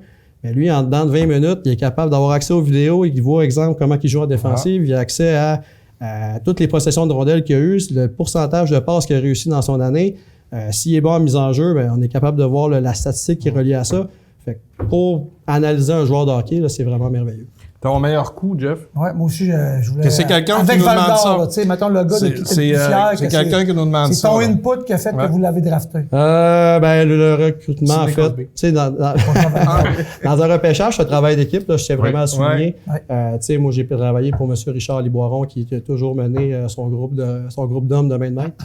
Un joueur régional, en fait, là, qui a passé avec les Foreurs, c'était William Blackburn. Qui est un choix de 3e ronde. Là. Moi, William, là, autant l'individu que le gardien, moi, je l'adorais. Là. Fait que quand on a eu la chance de le repêcher, ben, on a sauté dessus. On pensait pas. Bon coup, il a fini sa carrière. Il a fini sa carrière junior, une carrière junior de 4 ans. Il a évolué avec l'équipe canadienne des moins de 17 ans. Ce qu'il avait très bien fait d'ailleurs. Il avait très bien fait. Il a même, tu sais, avant son repêchage, il avait gagné la médaille d'or avec l'équipe du Québec aux Jeux du Canada. Fait que, tu sais, son cheminement de hockey, là, pour un joueur d'ici, là, il est très, très, très bon. Là. Dommage, mais il est malchanceux avec les blessures, malheureusement. Tu parlais d'équipe, là. Je l'avais pris en note, c'est drôle, t'en as parlé, puis j'ai pris en note. Tu sais, on parle beaucoup d'équipe de hockey, mais l'équipe de recrutement, là, tu sais, c'est important d'être soudé, de se parler, puis de se jaser. 100%. Parce qu'on a l'impression que c'est un métier de, je sais pas, selfish, enfin, voyons, on dit. Je viens de la baie, je parle en anglais, c'est impossible. Individualiste. Ouais, c'est ça. En fait, mais ça revient un peu comme je fais beaucoup de liens avec le collectif. Puis pour le succès d'une organisation, avoir l'input, puis le point de vue d'un groupe d'individus qui se respectent, c'est ultra important, puis c'est comme ça que tu avances. Tu sais, moi, par exemple, les joueurs qui ont un sens du jeu, tu sais, exemple, moi, un Raphaël Harvey-Pinard, là, si tu m'en donnes 20, là, c'est sans plus si mon gars de coacher. Tu gagnes peut-être c'est merveilleux d'avoir un gars comme ça. Ouais. Mais, exemple, il y a d'autres recruteurs, avec qui j'ai travaillé, c'est des joueurs à plus gros gabarit. Quand c'est temps de gagner des batailles 1 contre 1, quand c'est temps de récupérer des rondelles, c'est aussi important. Fait que, il faut avoir un bon mélange de vision pour pouvoir monter la meilleure équipe possible. Jeff, t'as apprécié le talent au Québec pendant plusieurs années, là, à plusieurs niveaux. Est-ce que tu trouves, si on regarde au niveau du professionnel, est-ce qu'on est trop sévère envers le talent québécois? Parce que je regardais aujourd'hui, là, mine de rien, c'était la Coupe TELUS hier que les cantonniers ont ramené. On a gagné les 4 dernières Coupes Memorial. On a gagné les 2 dernières Coupes TELUS, puis on a participé aux 4 finales d'avant, donc aux 6 dernières finales. On est-tu trop sévère? Du temps. En fait, il y a plus job de bureau. Ben, c'est une réponse qui mériterait une explanation. Plus que 2 minutes. Plus que 2 minutes. Il en reste une. Plus que 2 minutes. Plus que 2 minutes. Très intéressant. Mais en fait, là, le hockey au Québec, pour moi, il est beaucoup plus fort qu'on le laisse sous-entendre. On a des joueurs qui réussissent à atteindre la Ligue nationale à chaque QV, des jeunes qui réussissent à avoir des impacts au niveau junior majeur, on a des jeunes qui réussissent à avoir des impacts même au niveau professionnel. Juste comme ça, un joueur d'ici, là, Jordan Martel, lui, présentement, il est entraîné par un de mes très bons amis, M. Michel Giguère, qui a passé dans la structure ici. Ouais? Ouais. Ah. Michel, il a coaché... les espoirs M17. Ouais. Donc, lui, présentement, il est entraîneur adjoint à Wheeling. Donc, de voir un succès dans Jordan Martel qui a passé chez nous, ben il y en a, oui, il y a un Jordan Martel ici, mais autant dans l'Ouest qu'en Ontario, puis partout à travers le Canada, ces joueurs-là, ici, ils méritent la peine d'être vus. Absolument. Ça, c'est mon point de vue là-dessus. Ben, avec le nombre d'équipes d'expansion que Batman veut ramener, on en va des joueurs. Mais ils vont tous aller jouer à Atlanta, à Salt Lake. Salt Lake City. Moi, dernière question pour terminer, Jean-François. Bon, maintenant, ton expérience de coaching cette année, si je te demande, je te pose la question en 2 volets. Est-ce que l'an prochain, c'est déjà déterminé les rôles que tu vas avoir et où est-ce que tu veux revenir, t'aspires à continuer au niveau de recrutement plus haut, plus tard? Moi, pour l'an prochain, je suis entraîneur adjoint avec les joueurs du Collège d'Alma. On peut l'annoncer officiellement. On peut l'annoncer officiellement. Parfait. Pascal va probablement être surpris. Mais je vais l'annoncer. Oui, je vais l'annoncer. Encore un scoop, c'est pas prévu. C'est que ça se passe, c'est scoop, Marco. Ah, mais ça, c'est stagé, là. Pascal, il sait. Mais dans le futur, où le recruteur à moi, il va toujours exister. En fin de semaine, j'étais allé voir la Coupe et la JMQ pendant 3 jours. C'est pour ça d'ailleurs que j'ai maintenu le même rôle avec les Janois aussi. Question de toujours... J'étais un rat d'arène, j'hésite pas à le dire. Là. Fait que ça fait partie... C'est quelque chose que j'apprécie du hockey. Mais éventuellement, j'aimerais être recruteur au niveau d'une équipe junior majeure. Je pense avoir les capacités pour le faire. Mais en étant entraîneur au niveau collégial avec Pascal... Ça fait de moi un meilleur gars de hockey. Puis c'est une expérience que j'ai besoin d'acquérir et de continuer à faire. Puis on a entamé quelque chose à Alma. Quand on s'engage à quelque part, on le finit. J'embarque là-dedans. Ça finit 100%. Bien. Ça finit bien. Absolument. Jean-François, merci beaucoup de ta présence à l'émission. Puis salutations à toute la gang des Janois. Félicitations pour votre saison. Puis l'an prochain, évidemment, on se reparle assurément avec l'équipe des Janois. Merci beaucoup, Jean-François. Merci beaucoup, messieurs. Bien apprécié. Alors, de notre côté, on va aller à la pause tout de suite après. Ça sera au tour des Inuits avec Simon Gaudreau et Mathieu Simard de retour dans quelques instants.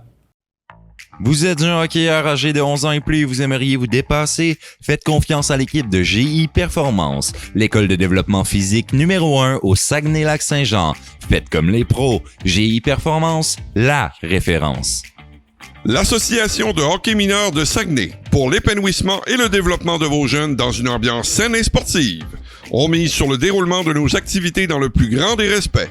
Association de hockey mineur de Saguenay, trouvez-nous en ligne ou sur Facebook. La Voie Maltée de Chicoutimi vous offre une impressionnante variété de bières brassées sur place. La Voie Maltée vous propose une ambiance conviviale, parfaite pour vos réunions d'affaires et vos sorties entre amis. Réservez votre place dès maintenant et vivez l'expérience VM. Tu veux te développer en tant que joueur de hockey? Viens parfaire tes habiletés avec un groupe d'entraîneurs chevronnés. Groupe Fusion Hockey, la référence en développement hockey. Réservez votre place pour l'été prochain. Suivez-nous sur Facebook, Groupe Fusion Hockey. Alors, de retour au podcast par la bande pour ce dernier segment de notre émission de ce soir, l'émission numéro 16. Alors, ça nous fait plaisir de recevoir encore une fois, la deuxième fois cette saison. Ça fait bien la saison maintenant conclue avec l'entraîneur-chef des Inuits, Simon Gaudreau. Bonsoir, Simon. Bonsoir, les gars. Ça va bien? Salut. Oui, absolument. Et t'as amené ton acolyte, entraîneur adjoint, un des adjoints des Inuits, Mathieu Simard. Salut Mathieu, comment ça va? Ça va très bien, merci vous autres. Très bien, merci, super. On débute avec des champions, on termine avec des champions. Absolument. C'est vrai. Qui aurait dit ça en début de saison, Simon? Toi, tu le savais. Ben non, mais c'est pas une question de savoir, mais tu sais, je veux dire... Vous avez travaillé fort. C'est au mérite des joueurs, tu sais, je veux dire, on va sûrement en reparler, mais quand tu pratiques, il y a des embûches dans une saison, il y a eu des hauts et des bas, mais dans toutes les équipes sportives aussi. Mais quand tu pratiques 100 fois, plus de 100 fois, puis que tu es à l'aréna à 6 heures le matin, puis que tu travailles, puis tu te prépares, puis c'était une année de... C'était différent, dans le fond. On avait le sport universitaire, des fois, on a des distances entre les matchs qui sont différents. Fait que chapeau aux joueurs d'avoir maintenu le cap tout le long puis d'avoir fini ça de cette façon-là. Ben, c'est drôle que tu parles de ça, Simon, parce que je voulais te le demander. On avait parlé au début de la saison, vous aviez ce fameux défi. Où est-ce que vous avez commencé? Très tôt, parce que je veux pas, l'école, ça commence quand même tôt, là.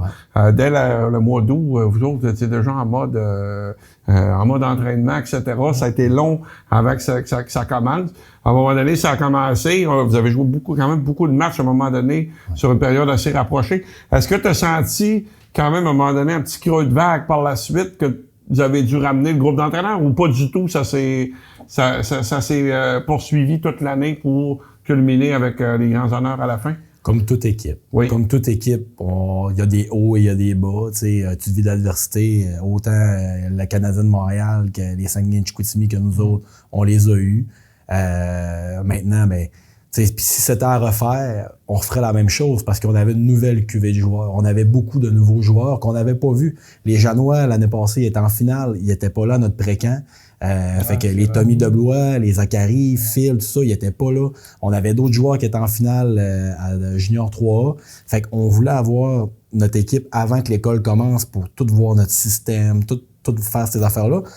Mais c'était une équipe, on avait une équipe jeune qu'on bâtissait. Fait on n'avait pas le choix. Puis on va prendre l'exemple de ce qui se passe juste l'autre bord de la rue avec les Saguenayens quand ils ont le camp des recrues. Ils commencent tôt, mais cette année, ils vont commencer plus tard pour laisser une plus longue pause. Ben nous, ça risque d'être la même affaire aussi parce que nos joueurs on va en avoir moins, en tout cas, des recrues. Fait que, faut être capable d'écouter notre groupe, où ce qu'on est rendu. Puis pour répondre à ta question, oui, il a fallu... oui, les joueurs ont eu des hauts. Oui, j'ai répondu à des commentaires. Mais c'est ça. C'est une réponse bien garnie. Oui, c'était bon. Mais moi, j'ai une question pour Mathieu. Mathieu, tu travailles, tu as une famille, tu coaches les Inuits, tu coaches ton fils. Comment tu fais pour y arriver? Coach au baseball aussi. Au baseball. Comment tu fais pour y arriver? Tu sais, c'est quand même d'implication importante, là. Moi, j'en aurais quand même assez chargé, mais je suis un passionné de sport, tu sais, puis... c'est ça, je me vois... Je suis rarement assis dans les estrades, là. Je suis un peu... mais j'adore ça, puis j'ai des connaissances un peu dans le sport. J'ai joué longtemps au hockey, j'ai joué au baseball aussi quand j'étais jeune, comme Jean-François dit, je coach aussi au baseball, mais c'est ça, je redonne un peu ce que j'ai eu de mes entraîneurs, puis j'étais un passionné, puis j'arrive d'une pratique de hockey, puis avant, j'étais une pratique de baseball, puis demain, c'est d'autres choses, puis mais... La valise du char est pleine de... Ouais, j'essaie de concilier ça avec la famille, puis ma job aussi, ma première job qui est d'être pompier avec Saguenay, mais... Fait que non, je suis chanceux, je suis privilégié, puis c'est sûr, j'ai des enfants qui aiment le sport, puis j'essaie de transmettre ma passion. Puis tu sais, l'UQAC en plus de ça, Simon m'a amené avec lui, tu sais, je suis privilégié de travailler avec un gars comme lui, puis j'aime ça, j'apprends, puis je peux transmettre ça à mes jeunes, à mes jeunes, puis c'est ça, j'adore ça. Fait que fierté pour tes jeunes aussi, t'avoir là, tu sais. Ouais, oui. Puis tu sais, souvent on n'a pas juste des discussions du CAC là, dans ce bureau-là, on a des discussions de nos familles, mais tu sais de nos quand on prépare nos pratiques dans la semaine, souvent tu sais je suis capable de ramener ce que j'ai fait dans la journée à mes jeunes le soir, puis tu sais d'avoir un suivi un peu, puis c'est ça, on est passionné, puis on a fait partie de beaucoup de structures, fait que on est privilégié d'être là. Puis justement, t'as coaché du haut niveau aussi, puis t'as joué du haut niveau, mais jamais vraiment d'universitaire. Là, tu commences. C'est quoi la différence que tu as remarqué avec du hockey universitaire par rapport peut-être à junior majeur ou du midget 3, mettons? Y en a-tu une, vraiment? Y a-tu autant la passion puis le désir de jouer? La différence, c'est des adultes. Ouais. C'est des adultes, puis ce qui est le fun, c'est que t'as pas à gérer de parents non plus. Fait que, tu sais, y a pas de parents dans le décor. Fait que, tu sais, ben non, on les a vus une fois, les parents des joueurs, à la fin de l'année, puis, tu sais, il y avait juste des bons mots, puis, tu sais, ils nous remerciaient pour ce qu'on faisait. Fait que, tu sais, c'est des adultes, on essaie de les traiter comme des adultes, ils ont des autos, ils ont une vie aussi. Fait que, ils ont une réalité, tu sais, c'est des étudiants, fait que, tu sais, normalement, ils sont responsables, puis ils ont déjà... Ces gars-là, ils sortent de des structures. Tu sais, quand on parle des gars qui ont été au Janois pendant des années, ben, tu sais, ils ont connu c'est quoi avoir une structure, des gars qui ont joué midget 3, tu sais, ils ont connu c'est quoi pratiquer 100 fois. Fait que, tu sais, fait que c'est ça la différence, c'est que, tu sais, les gars, ils savent à quoi s'attendre, puis c'est des adultes, puis c'est le fun, ils sont réceptifs, puis ils veulent encore apprendre aussi, fait que c'est super. La maturité, leur maturité, puis est différente, puis leur écoute, leur approche. Tu sais, des fois, tu parles à un jeune dans le bantam, mais tu le sais que ça va se rendre aux parents ou qu'il ne comprend pas nécessairement ce que tu lui expliques. Mais tu sais, là, le jeune, il a sa tête à lui et son évaluation à lui. Fait que l'échange, quand ça rentre dans le bureau, c'est rare, ça prend plus que... Ça prend pas 10 minutes, là. Ils sont là, puis ils parlent, puis ils aiment ça, puis ils ont du fun. Fait que c'est vraiment une belle relation qu'on a avec ces jeunes-là. C'est le fun. Si vous tracez le bilan, les gars, de la saison, on sait que ça a bien fini, mais tu as parlé d'embûches, tu as parlé de progression, tu as parlé de on va parler probablement de qu'est-ce qui s'en vient aussi. On est rendu où présentement au niveau des... Premièrement, Simon, tu peux peut-être nous parler un peu du bilan de saison. J'imagine que tu es satisfait. Là? Je veux dire, c'est dur de ne pas être satisfait avec la saison que vous avez connue. Puis on est rendu où présentement là, pour l'an prochain déjà? Ben, tu sais, par rapport à la saison, c'est sûr qu'on est satisfait. On est vraiment content du caractère de nos joueurs dans cette saison-là, puis de qu'est-ce qu'ils ont fait face. Tu sais, ils ont été vraiment incroyables. Mais tu sais, je trouve qu'en tant que développement ou de développement de programme ou de création de culture, je trouve qu'on a pris quand même des grosses décisions. Tu sais, on a quand même notre gardien numéro 1, on lui a quand même montré la porte de sortie 3 semaines, un mois avant 3 semaines avant les séries éliminatoires. On avait perdu un gardien au mois d'août. Fait que, tu sais, au final, c'était notre 3e gardien, Vincent Gauthier, qui, avec toute sa résilience, a pris le filet. On s'est retrouvé un goaler dans l'UQAC qui pouvait venir être réserviste. Puis il s'est levé le matin à 6 heures, puis embarqué. Puis, tu sais, c'est un peu le constat qu'on disait aux joueurs. J'ai dit, tu sais, en début d'année, si je t'avais dit que vous alliez battre Concordia en 2 matchs, 12 buts contre 4 avec votre 3e goaler, auriez-vous cru ça? Puis on dit non. Fait que tu sais, l'équipe elle a progressé, les joueurs ont progressé. Il n'y a pas un joueur, je pense, qu'on peut dire qu'il s'est pas développé ou qu'il s'est pas amélioré dans cette saison-là. On a fait les bilans, les meetings de sortie avec eux autres, puis tu sais, sont vraiment reconnaissants et sont contents de leur année. Maintenant, ce qui s'en vient, ben c'est notre camp. On a encore fait un camp ouvert à tous. Ça arrive de partout. On va être quasiment à 50 ou 60 là, avec nos vétérans, bien sûr. Là. Mais tu sais, il y a des postes qui sont en jeu. Les joueurs sont au courant. Il y en a qui sont garantis de leur poste. Mais quand même, c'est important pour nous de mettre tout le monde sur la glace parce que les ligues sont méconnues. J'ai 2 Français qui débarquent. Là. J'en ai un qui part de France là pour arriver pour le camp. Il faut vouloir pareil là, dans sa démarche. Puis j'en ai 3 ou 4 qui arrivent des ligues. C'est des Québécois qui jouent aux États-Unis mais qui veulent se rapatrier au Québec. Tu sais, quand Jean-François tantôt il disait il y a du talent au Québec puis il y a des joueurs là. Il y en a plus qu'on pense. Là, des joueurs là, qui veulent jouer au hockey. Même dans la Ligue nord-américaine, même si on ajoute des équipes. Ah, écoute, plus haut, là, t'es plus au courant, mais... Non, mais moi, je me disais à un moment donné, c'est-tu un peu la même chose? C'est surprenant de voir autant de joueurs au hockey universitaire ou c'est parce que tu parlais de culture, tu parlais de vouloir aussi faire progresser cette ligue-là? Les gens ont beaucoup d'offres. Plus il y a d'offres, plus il y a de jeunes qui se développent. C'est parce qu'il doit y avoir des joueurs. C'est ça l'affaire. Vous l'avez nommé cette semaine. Cette année, vous avez pu apercevoir les talents de Simon-Claude Blackburn puis même Marc-André Terrier. Ouais. C'est des gars qui se sont développés sur le tard. Ouais, Simon-Claude, là, c'est un gars qui a fait partie des Saguenay-Chicoutimi puis tu sais, Les entraîneurs, mais les entraîneurs ont changé, les directions ont changé, puis il y a comme filé en dessous par après. Mais ces gars-là, Marc-François Bernier, ça a eu des saisons de Jet 3, du tonnerre, tu sais. Fait qu'il y en a combien de ces gars-là, là, que tellement passionnés, au lieu de rester dans la région pour faire leurs études comme d'autres ont fait, puis de se raccrocher à la Ligue nord-américaine, sont partis continuer le trip, puis partir en Europe, partir aux États-Unis. Il y en a, là, qui partent, là. C'est ça, les statistiques, je les ai pas, puis vous les avez pas, mais... Martel tantôt, mais c'est ça. Mais, fait oui, si on réussit à garder notre monde ici avec l'offre de service, je vous le dis que... C'est un des objectifs, d'ailleurs, avec le collégial des deux. Garder des jeunes qui sortent du junior 2A, par exemple, là, pour jouer collégial, puis après ça, qui peuvent jouer avec vous autres en cours de route, avec le développement. Puis là, comment on fait pour, Mathieu ou Simon, peu importe, pour aller plus loin avec cette ligue-là? Là, on parle encore de 3 clubs l'année prochaine. Mais tu sais, t'as 50-60 joueurs au camp. À un moment donné, on va-tu progresser aussi à ce niveau-là? Écoute, j'imagine que c'est ce que vous aimeriez aussi. Oui, mais tu sais, en fait, il y a beaucoup de monde qui travaille à l'université. Puis tu sais, si... je sais pas, vous allez me poser la question, mais je vais vous la sortir pareil. La qualité de l'UQAC, la qualité des intervenants de l'UQAC, c'est qu'il n'y a pas d'ego. Oui, il y a des patrons, puis il y a tout ça, là, mais tout le monde se parle, tout le monde se consulte, puis ton avis. Quand il te pose une question, c'est pas pour te la poser, c'est pour vraiment savoir puis comment qu'on peut s'améliorer, puis tout le monde travaille ensemble, puis se baisse la tête, puis on y va. Parce que quand quelqu'un te pose une question puis il connaît la réponse, c'est chiant un peu.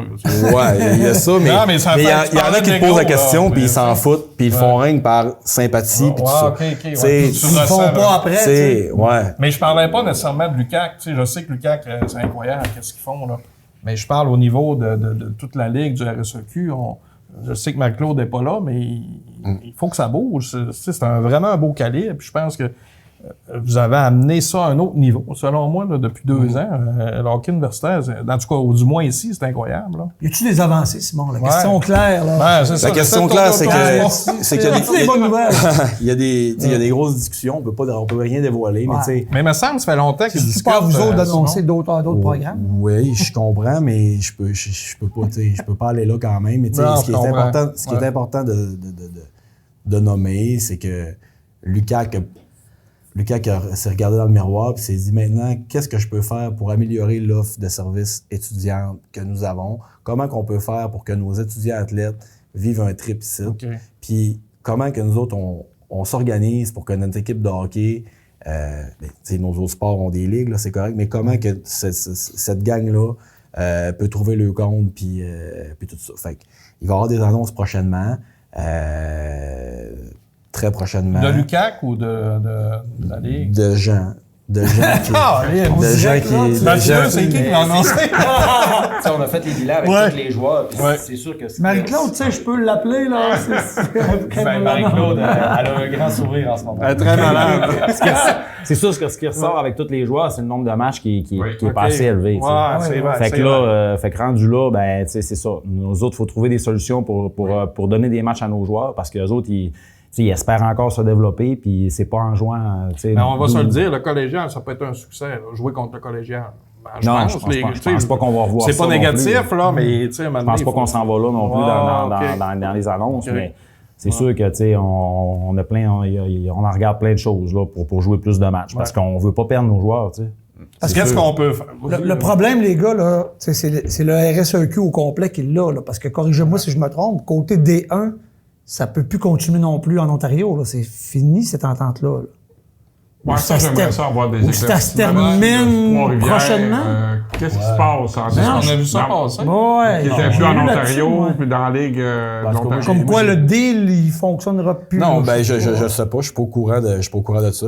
Ils ont toujours... Oui, ils ont une lettre, là. Vous êtes acceptés dans notre Ligue, là, dans la Ligue de l'Ontario pour la prochaine année. T'sais, ils le font tout le temps ressentir que c'est la Ligue de l'Ontario. Mais en tout cas, moi, j'ai pas eu vent qu'ils feraient pas partie de cette Ligue-là. J'aurais dû noter ce que j'ai lu ça. Moi aussi, je l'ai vu, quelques places. Non, j'ai pas de... rien là-dessus. OK. Puis là, c'est quoi les solutions? Est-ce que les Maritimes peuvent être une solution? Est-ce que les Maritimes peuvent être une solution? Ben, tu sais, je veux dire... Parce que j'ai regardé leur classement aujourd'hui, là. Ouais.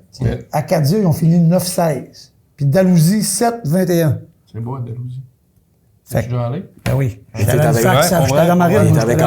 T'as quand même 2 clubs, tu sais, UNB, là, ils étaient prêts à l'affronter, le champion de la NCAA des 1, là, eux autres. Là, c'est comparé à un club de la Ligue américaine, il y a des gars qui jouaient pro là, pendant l'année. UNB, c'est une bébête à part que tout le monde nomme. Puis Moncton, UNB était au championnat canadien, fait ils s'affrontent quand même souvent, là, ces sets-là, par rapport aux fiches. Mais tu sais, c'est assez rare que tu peux te greffer dans une ligue de même le 29 avril aussi. Fait que c'est des choses qui se préparent longtemps d'avance. Puis eux aussi, là, ça a de l'impact sur nos budgets, mais ça a de l'impact sur les budgets de ces organisations-là aussi. Donc, c'est tout ça. Puis tu sais, eux aussi sont régis par le U-Sports. Fait que ça, il faut que tu fasses tes demandes aussi, puis tu as des dates là, par rapport à ça. Fait que oui, c'est la Ligue des Maritimes, mais ils ont quand même un accès au championnat canadien qui est le U-Sports. Donc, c'est régi par toute cette entité-là. Ouais.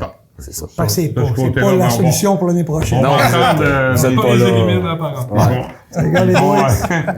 Ils vont nous arriver, mais vous allez vous dire. Qu'on dit, McGill. On sait que vos joueurs vous posent des questions aussi, puis vous travaillez pour ça. C'est un regroupement d'universités, ça. C'est une idée très mauvaise, finalement. Qu'est-ce que tu veux? Je sais pas, pourriez-tu vous associer avec... Non, ça marche pas. Les autres, ils n'ont pas de problème. Non, je le sais, mais s'associer avec un autre club pour aller jouer dans l'autre division, mais ça marche pas. Tu sais, pour faire un regroupement. C'est des entités écoles. Ouais, c'est ça, non, c'est ça. Je me suis répondu moi-même. On aurait vraiment aimé ça, vous annoncez la grosse nouvelle.